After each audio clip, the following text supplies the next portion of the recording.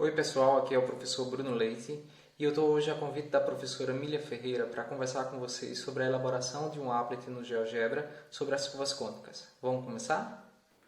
Entendendo as curvas cônicas como as curvas geradas a partir de uma seção plana em uma superfície cônica, nós podemos ter a circunferência, a elipse, a parábola e a hipérbole.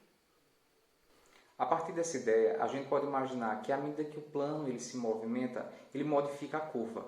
Então a gente pode partir desse referencial para fazer o nosso applet. Então vamos pensar um pouquinho no layout.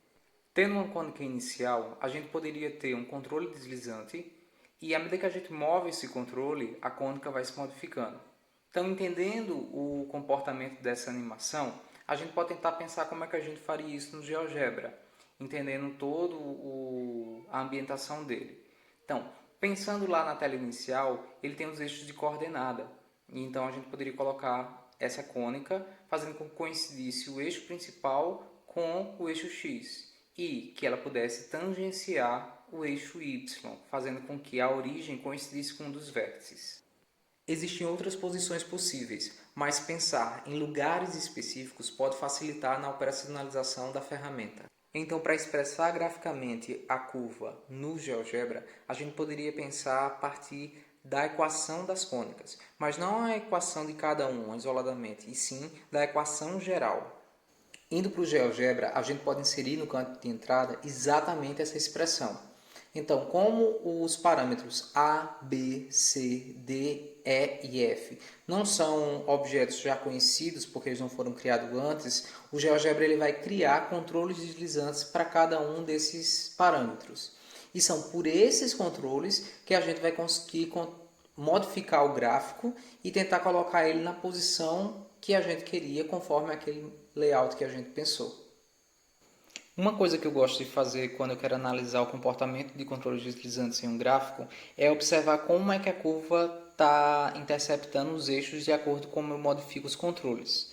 Então, por exemplo, se a gente vai no controle F, que F é aquela parte da equação que não tem nenhuma incógnita, e eu coloco o valor dele igual a zero, eu percebo que quando eu movo todos os outros controles, a minha curva sempre vai estar passando na origem, que é uma coisa que eu queria conforme aquele desenho que eu tinha feito no layout.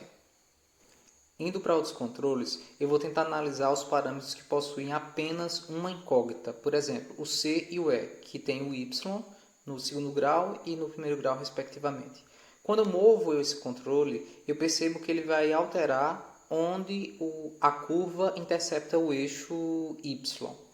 Já se eu mexo com os outros controles que se referem à incógnita X, que no caso vão ser o D e o A, eles vão modificar onde a curva intercepta o eixo X. Já se a gente observar o comportamento de E, que vai acompanhar a incógnita Y em primeiro grau, quando o F for igual a zero, o valor de E ele vai ser igual onde a curva corta o eixo Y. Já o parâmetro D ele vai assumir o valor onde corta o eixo X. Então, se eu quero que a minha curva tangencie o eixo Y, o que é que eu tenho que fazer? Eu tenho que fazer com que aqueles dois pontos que interceptam do eixo Y coincidam com zero. Como o primeiro que a gente já definiu a partir do parâmetro f já está igual a zero, basta que eu também modifique o parâmetro e para ficar igual a zero. Assim os dois pontos vão ficar coincidindo.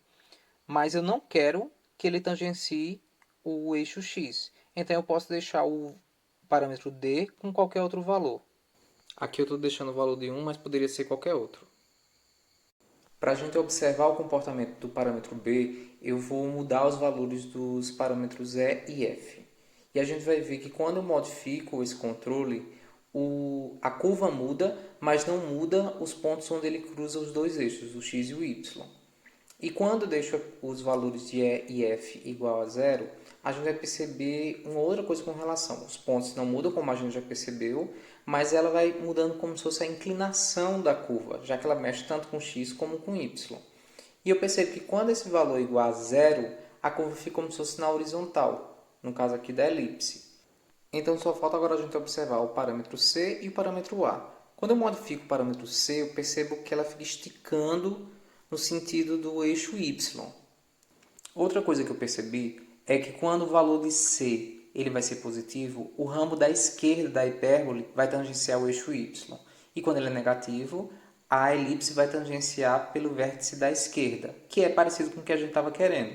Então, eu vou deixar com esse valor negativo, para que quando eu mova o controle A, ele faça exatamente aquele movimento que a gente estava pensando. Observando ainda o comportamento desse controle, a gente pode perceber que quando o valor é menor do que menos 1, já não se torna mais uma circunferência, e sim uma outra elipse. Então, a gente pode limitar esse controle até esse valor. Então, a gente vai nas configurações, altera esse valor para menos 1 e o meu controle ele fica limitado.